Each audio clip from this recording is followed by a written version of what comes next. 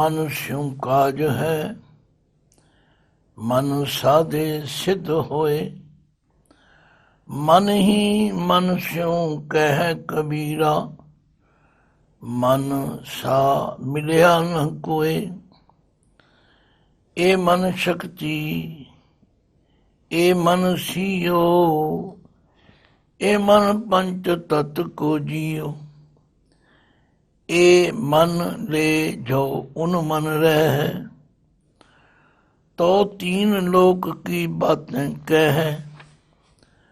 यया जो जाने तो दुर्मत हन, कर बस काया गाँव। रण रूतो भाजै नहीं, सूरो थारो नाव।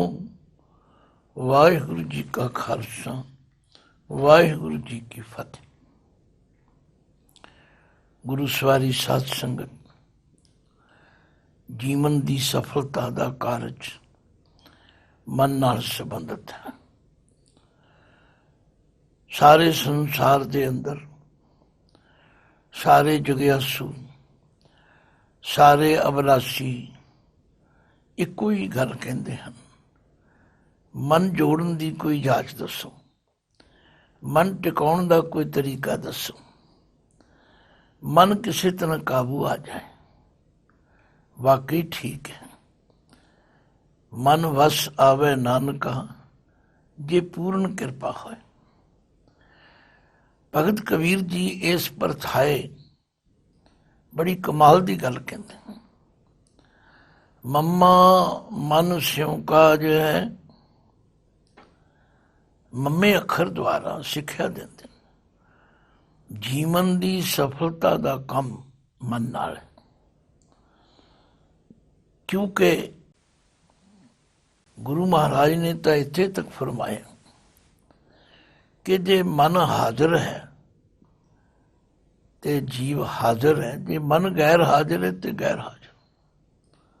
बड़ियां साखियां, बड़े प्रमाण, बड़े उपदेश मिलते हैं। कहते हैं एक दिन आनंदपुर साहिब के अंदर गुरु गोबिंद सिंह जी महाराज का दरबार लगा सी, ते सांग करन वाले, तमाशा करन वाले आए। कहणगे सच्चे पातशाह, जे आग्या होवे असी आनंदपुर साहिब च रात नूं अपना तमाशा सांग कर लई, सिखां दा, संगतां दा मनोरंजन हो जाएगा, सानू 4 पैसे मिल जाए। महाराज ने क्या कर लो भाई। हुण एक सुनिया सारे लोगों तक पहुंच गया। तो गुरु गोबिंद सिंह महाराज के जिहड़े हाजिर हजूरी सेवक सन, जिन्होंने तुसी सिक्योरिटी गार्ड कह लो, बॉडी गार्ड कह लो, जिहड़े मतलब हर वेले गुरु महाराज की सेवा में हाजिर रहंदे सन, उन्हां दी गिणती 10 सी या 4 सी या किन्नी भी सी। उन्होंने आपस में विचार की भी महाराज ते आराम ही करते ने, असी अद्धे जाके तमाशा देख आवांगे ते अद्धे पहरे ते रह जावांगे। आपस में उन्होंने गल गिण लई ते ओ तमाशा देखण अद्धे चले गए, अद्धे रह गए। हुण जिहड़े तमाशा देखण गए, उन्होंने कोई बहुता तमाशे विचों आनंद नहीं आया, कोई खास चंगा नहीं लगे। वो अपने मन विच पछतावा करते हैं भी असी गुरु महाराज की सेवा तो गैर हाजिर भी होए ते इत्थे भी कोई आनंद नहीं आया। पर जिहड़े गुरु की सेवा विच हाजिर सन, वो अपने मन विच इस गल ते कल्प रहे सन कि साडे नालों चंगे रहे। उन्होंने तमाशा देख लिया, असी इत्थे सेवा विच खड़े हैं या बजे हुए हैं। देखो गुरु महाराज की हर क्रिया जिहड़ी, हर उन्हों का कार्य जिहड़ा, वो साडे लई बहुत वड्डा सिक्ख्यादायक, ਸਵੇਰ ਹੋਈ, ਕਲਗੀਆਂ ਵਾਲੇ ਪਾਤਸ਼ਾਹ ਦਰਬਾਰ ਵਿੱਚ ਬੈਠੇ ਨੇ, ਸੰਗਤਾਂ ਬੈਠੀਆਂ ਨੇ। ਮਹਾਰਾਜ ਨੇ ਇੱਕ ਬਚਨ ਕਈ ਵਾਰ ਕਿਹਾ, ਹਾਜ਼ਰ, ਗੈਰ ਹਾਜ਼ਰ, ਗੈਰ ਹਾਜ਼ਰ, ਹਾਜ਼ਰ।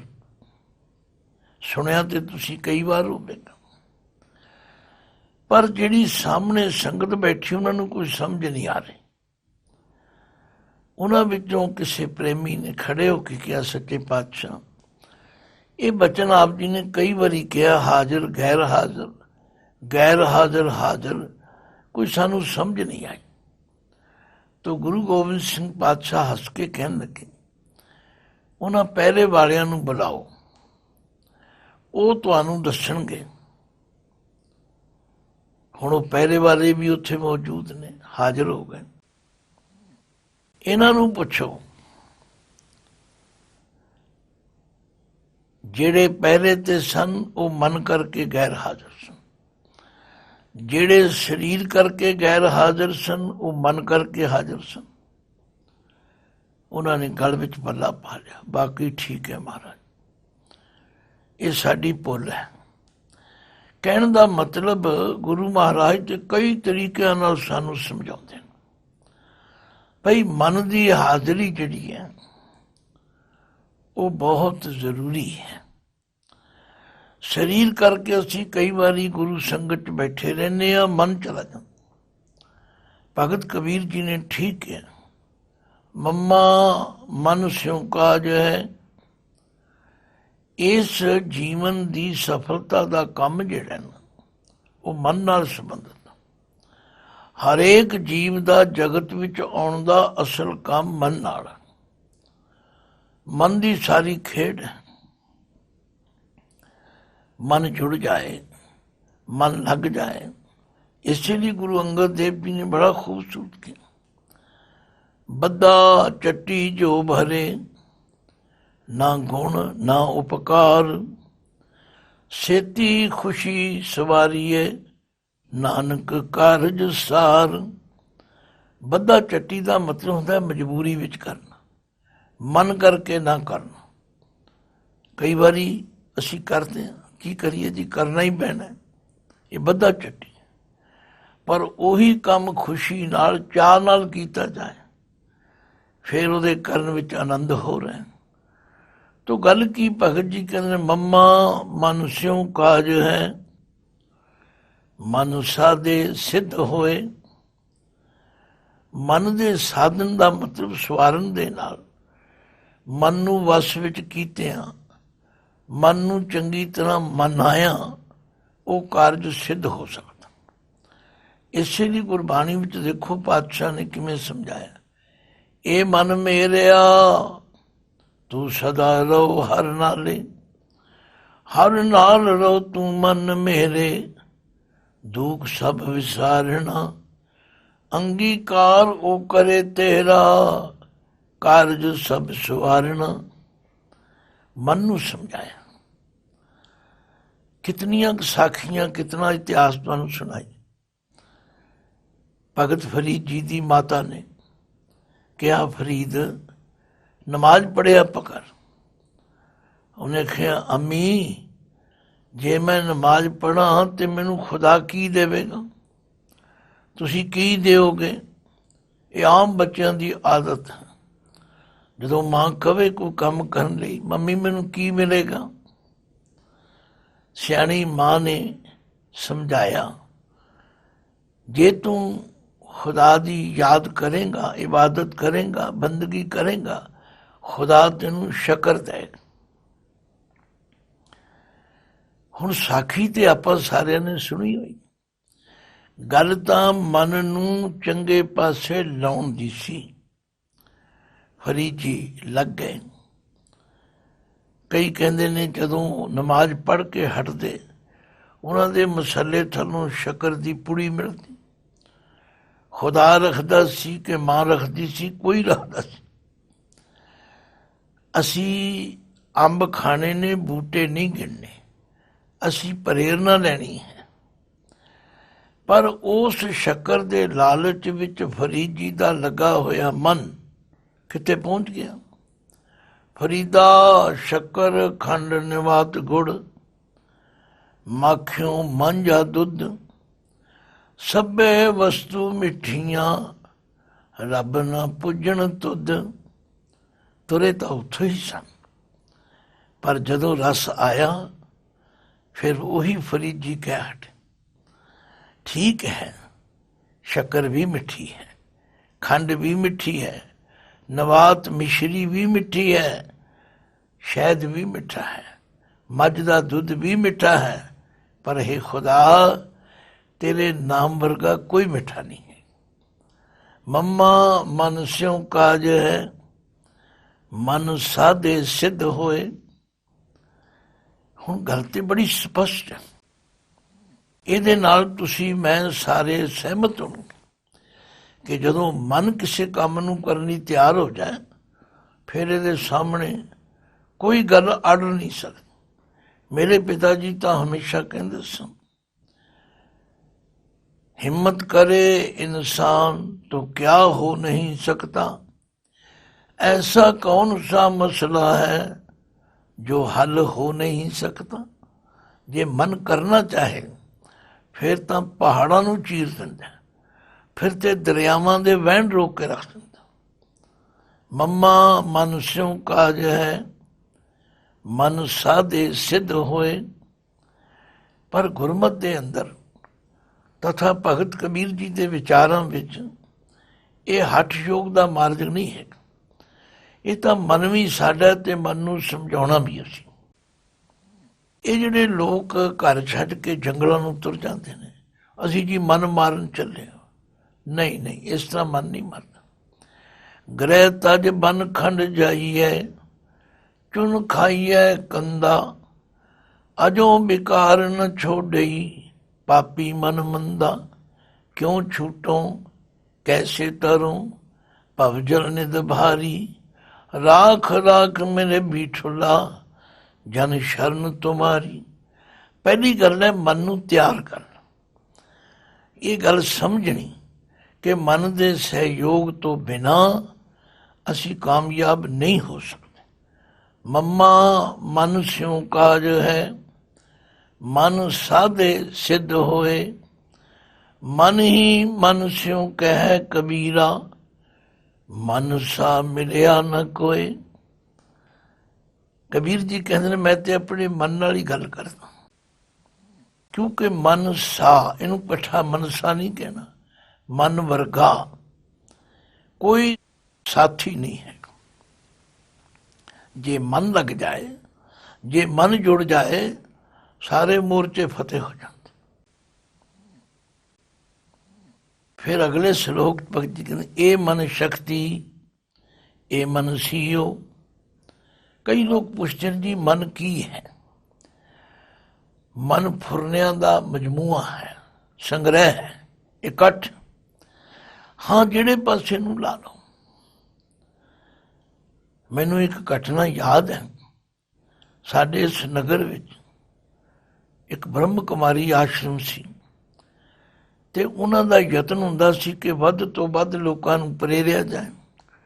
वो फिर जदों उन्हां दा कोई विशेष प्रचारक आउंदा, वो फिर शहर के खास खास बंदियां नूं कार्ड दे के बुलाया करते सन। बड़ी पुरानी गल है। मैं ते मेरे एक बजुर्ग मित्र सन लाला सुरेंद्र नाथ जी, सानू भी कार्ड आया। असी दोवें इकट्ठे गए। तो लाला जी उम्र करके विचार करके बड़े सियाने सन। उन्होंने उस प्रचारका से सवाल कर दिता, बहन जी हमें ये बताओ कि माया ताकतवर है या परमेश्वर ताकतवर है। हुण जो उस विचारी की सिक्ख्या सी, ट्रेनिंग सी, याद सी, उन्हें सुना दी। उसने 1.5 घंटा लेक्चर किया। पर बुजुर्ग बड़े सियाने सन, कहने लगे बहन जी आपने टाइम तो अपना लगाया है, हमारा भी टाइम वेस्ट हुआ, पर हमें समझ कुछ नहीं आया। वो बेचारी बड़ी निराशा विच गई। फिर मेरे वाल मुंह करके कहने लगे यानी जी आप बता दो। मैं कहा जी मैं तो तैयार हूं, मुझे जो गुरु ने समझाया, मैं समझाने के लिए तैयार हूं। ये मन जो है इसके वारिस भी हम हैं। परमात्मा को मैं कभी कमजोर नहीं समझ सकता और माया को कभी ताकतवर नहीं समझता। ये मन ही ताकतवर है, मन ही कमजोर है। कहने के कैसे? मैं क्या, तकड़ी के दो पलड़े होते हैं, जिस पलड़े पर आप जितना वजन पाओगे उतना ही वो झुकेगा। मैं क्या, आपका पेट्रोल पंप है, आप सुबह से शाम तक पेट्रोल पंप पर कितना टाइम देते हो और परमात्मा की तरफ कितना टाइम देते हो? कहने लगे ठीक, समझ आ गई। हम जिस तरफ जितना टाइम लगाते हैं मन उधर ही लग जाता है। कहने लगे बिल्कुल ठीक है। तो भगत जी भी कह रहे हैं, ए मन शक्ति, ए मन सीयो। ये ਜਿਹੜਾ मन है साडा, ਜੇ ਇਹਨੂੰ ਮਾਇਆ ਵਿੱਚ ਲਾ ਲਓ ਇਹ ਮਾਇਆ ਦਾ ਰੂਪ ਹੋ ਜਾਂਦਾ। ਸੁੱਤਿਆਂ ਵੀ ਮਾਇਆ ਹੀ ਗਿਣੀ ਜਾਂਦਾ, ਜਾਗਦਿਆਂ ਵੀ ਮਾਇਆ ਪਿੱਛੇ ਤੁਰਿਆ ਹੋਇਆ। ਇਹ ਮਨ ਸੀਓ, ਇਹ ਮਨ ਹੀ ਜਿਹੜਾ ਇਹ ਆਨੰਦ ਸਰੂਪ ਪਰਮਾਤਮਾ ਦਾ ਰੂਪ ਬਣ ਜਾਂਦਾ। ਗੁਰੂ ਦੀ ਕਿਰਪਾ ਦੇ ਨਾਲ ਮੈਂ ਦੇਖਿਆ ਕਿ ਜਦੋਂ ਬਾਣੀ ਵਿਚਾਰਦੇ ਸੌਂ ਜਾਓ ਤੇ ਸਾਰੀ ਰਾਤ ਬਾਣੀ ਦੀ ਵਿਚਾਰ ਚੱਲਦੀ। ਕਈ ਵਾਰੀ ਰਾਤ ਨੂੰ ਉੱਠ ਕੇ ਫਿਰ ਪੋਥੀ ਸਾਹਿਬ ਕੱਢ ਲਈ ਤੀ, ਫਿਰ ਦੇਖਣ ਲੱਗ ਜਾਈਦਾ। ਤੋ ਗੱਲ ਕੀ, ਇਸ ਮਨ ਨੂੰ ਜਿਹੜੇ ਪਾਸੇ ਲਾਓ, ਇਹ ਮਨ ਸ਼ਕਤੀ, ਇਹ ਮਨ ਸੀਓ, ਇਹ ਮਨ ਪੰਚ ਤਤ ਕੋ ਜੀਓ। ਇਸ ਮਨ ਨੂੰ ਸਰੀਰ ਦੇ ਹਵਾਲੇ ਕਰ ਦਿਓ। ਇਹ ਸਰੀਰ ਵਾਸਤੇ ਹਰ ਵੇਲੇ ਸੋਚਦਾ। ਮੈਂ ਦੇਖਿਆ ਬੱਚਿਆਂ ਨੂੰ, ਅਸੀਂ ਆਹ ਖਾਣਾ, ਅਸੀਂ ਉਹ ਖਾਣਾ, ਅਸੀਂ ਆਹ ਬਣਾਉਣਾ, ਅਸੀਂ ਆਹ ਕਰਨਾ। ਭਾਵ ਸਰੀਰ ਤੋਂ ਉੱਤੇ ਉੱਠਦੇ ਹੀ ਨਹੀਂ। ਬਹੁਤ ਸਾਰੇ ਲੋਕ ਦੇਖੇ ਨੇ ਜਿਨ੍ਹਾਂ ਦੀ ਬਿਰਤੀ ਹਰ ਵੇਲੇ ਇਸੇ ਪਾਸੇ। ਕਿਸੇ ਸਿਆਣੇ ਨੇ ਠੀਕ ਕਿਹਾ, ਕਈ ਲੋਕ ਖਾਂਦੇ ਹਨ ਜਿਉਣ ਵਾਸਤੇ, ਕਈ ਲੋਕ ਜਿਉਂਦੇ ਹਨ ਖਾਣ ਵਾਸਤੇ, ਹਰ ਵੇਲੇ ਖਾਣ ਦੀ ਸੋਚਦੇ। ਤੋ ਗੱਲ ਕੀ, ਉਹਨਾਂ ਲਈ ਸਰੀਰ ਹੀ ਸਭ ਕੁਝ। ਇਸੇ ਲਈ ਬਾਣੀ 'ਚ ਕਿਹਾ, ਖਾਣਾ ਪੀਣਾ ਹੱਸਣਾ ਸੌਣਾ ਵਿਸਰ ਗਿਆ ਹੈ ਮਰਨਾ, ਖਸਮ ਵਿਸਾਰ ਖੁਆਰੀ ਕੀਨੀ। ਆਖਿਆ ਜੇ ਮਨ ਨੂੰ ਤੁਸੀਂ ਜਿਹੜੇ ਪਾਸੇ ਲਾ ਲਓ ਮਨ ਉਧਰ ਹੀ ਤੁਰ ਪੈਂਦਾ। ਇਹ ਮਨ ਸ਼ਕਤੀ, ਇਹ ਮਨ ਸੀਓ, ਇਹ ਮਨ ਪੰਚ ਤਤ ਕੋ ਜੀਓ। ਇਹ ਮਨ ਲੈ ਜੋ ਉਨ ਮਨ ਰਹਿ ਹੈ। ਜੇ ਇਸੇ ਮਨ ਨੂੰ ਲੈ ਕੇ ਉੱਚੀ ਅਵਸਥਾ ਵਿੱਚ, ਉਨ ਮਨ ਦਾ ਮਤਲਬ ਹੈ ਉਸ ਅਵਸਥਾ ਜਿੱਥੇ ਪਰਮਾਤਮਾ ਦੀ ਯਾਦ ਹੋਵੇ। ਤੋ ਤੀਨ ਲੋਕ ਕੀ ਬਾਤੇਂ ਕਹਿ ਹੈ। ਫਿਰ ਇਹੀ ਮਨ ਉਸ ਪਰਮ ਪਿਤਾ ਪਰਮਾਤਮਾ ਜੋ ਤਿੰਨਾਂ ਲੋਕਾਂ ਵਿੱਚ ਵਿਆਪਕ ਹੈ, ਹਰ ਵੇਲੇ ਉਸ ਦੀਆਂ ਗੱਲਾਂ ਕਰਦਾ ਹੈ। ਲਓ ਹੁਣ ਭਗਤ ਜੀ ਯੇ ਅੱਖਰ ਦੁਆਰਾ ਸਿੱਖਿਆ ਦਿਨ। ਯਈਆ ਜੋ ਜਾਣੈ ਤਉ ਦੁਰਮਤ ਹਨ। ਯਈ ਅੱਖਰ ਦੁਆਰਾ ਸਿੱਖਿਆ ਦਿੰਦੇ ਨੇ, ਹੇ ਭਾਈ ਜੇ ਤੂੰ ਜੀਵਨ ਦੀ ਸਫਲਤਾ ਦਾ ਰਸਤਾ ਜਾਣਨਾ ਚਾਹੁੰਦਾ, ਜੇ ਤੂੰ ਇਸ ਨੂੰ ਸਫਲ ਬਣਾਉਣਾ ਚਾਹੁੰਦਾ, ਫਿਰ ਮੇਰੀ ਸਲਾਹ ਮੰਨ। ਤਉ ਦੁਰਮਤ ਹਨ। ਹਨ ਦੇ ਨੰਨੇ ਨੂੰ ਸਿਆਰੀ ਹੈ। ਹਨ ਦਾ ਮਤਲਬ ਇਹਨੂੰ ਖਤਮ ਕਰਨਾ ਕਰ। ਖੋਟੀ ਮਤ ਦਾ ਖਹਿੜਾ ਛੱਡਣਾ ਕਰ, ਕਿਉਂਕਿ ਜੈਸੀ ਸੰਗਤ ਵੈਸੀ ਰੰਗਤ। ਗੁਰੂ ਪਾਤਸ਼ਾਹ ਨੇ ਕਿਹਾ, ਵਿਜੋਗ ਮਿਲ ਵਿਛੋੜਿਆ ਸੰਜੋਗੀ ਮੇਲ। ਜੇ ਟੁੱਟਿਆਂ ਹੋਇਆਂ ਦੀ ਸੰਗਤ ਕਰੋਗੇ ਟੁੱਟ ਜਾਓਗੇ, ਜੇ ਜੁੜਿਆਂ ਹੋਇਆਂ ਦੀ ਸੰਗਤ ਕਰੋਗੇ ਤੇ ਜੁੜ ਜਾਓ। ਮਹਾਰਾਜ ਨੇ ਕਿਹਾ, ਜਿਨ੍ਹਾਂ ਦੇ ਸੰਦੜਿਆਂ ਦੁਰਮਤ ਵੰਝੈ, ਮਿੱਤਰਿਆ ਸਾਡੜੇ ਸੇਈ। ਹਉ ਟੂਢੇਂਦੀ ਜਗ ਸਭਾਇਆ, ਜਨ ਨਾਨਕ ਵਿਰਲੇ ਕੇਈ। ਆਖਿਆ ਚੰਗੀ ਸੰਗਤ ਕਰੋ, ਆਪਣੇ ਆਪ ਤੇ ਕਾਬੂ ਪਾਓ, ਉਦਾਰ ਨਾ ਹੋਵੋ। ਜੇ ਤੁਸੀਂ ਇਸ ਤਰ੍ਹਾਂ ਕਰਨ ਵਿੱਚ ਕਾਮਯਾਬ ਹੋ ਜਾਓ ਮਨ ਨੂੰ ਸਮਝਾਓ। ਸੁਣ ਮਨ ਮਿੱਤਰ ਪਿਆਰਿਆ, ਮਿਲ ਵੇਲਾ ਹੈ ਇਹ, ਜਬ ਲਗ ਜੋਬਨ ਸਾਸ ਹੈ, ਤਬ ਲਗ ਇਹ ਤਨ ਦੇ। ਹੇ ਮਨਾ, ਖੋਟੇ ਕੰਮਾਂ ਵਿੱਚ ਨਾ ਜਾ, ਇਹ ਤੇਰੇ ਲਈ ਬਹੁਤ ਹਾਨੀਕਾਰਕ ਨੇ। ਗੁਰੂ ਪਾਤਸ਼ਾਹ ਨੇ ਤੇ ਇੱਕ ਇੱਕ ਬੋਲ ਵਿੱਚ ਸਮਝਾਇਆ। ਤ੍ਰਿਗ ਤ੍ਰਿਗ ਖਾਇਆ, ਤ੍ਰਿਗ ਤ੍ਰਿਗ ਸੋਇਆ, ਤ੍ਰਿਗ ਤ੍ਰਿਗ ਕਾਪੜ ਅੰਗ ਚੜਾਇਆ, ਤ੍ਰਿਗ ਸਰੀਰ ਕੁਟੰਬ ਸਹਿਤ ਸਿਉ, ਜਿਤ ਹੁਣ ਖਸਮ ਨਾ ਪਾਇਆ। ਇਹ ਸੌਣਾ, ਇਹ ਜਾਗਣਾ, ਇਹ ਖਾਣਾ, ਇਹ ਪਹਿਨਣਾ, ਇਹ ਪਰਿਵਾਰ ਵਿੱਚ ਹਾ ਹਾ ਹੂ ਹੂ ਕਰਨੀ, ਸਭ ਕੁਝ ਫਿਟਕਾਰ ਯੋਗ ਹੈ ਜੇ ਉਸ ਪਰਮਾਤਮਾ ਨੂੰ ਪ੍ਰਾਪਤ ਨਹੀਂ ਕੀਤਾ।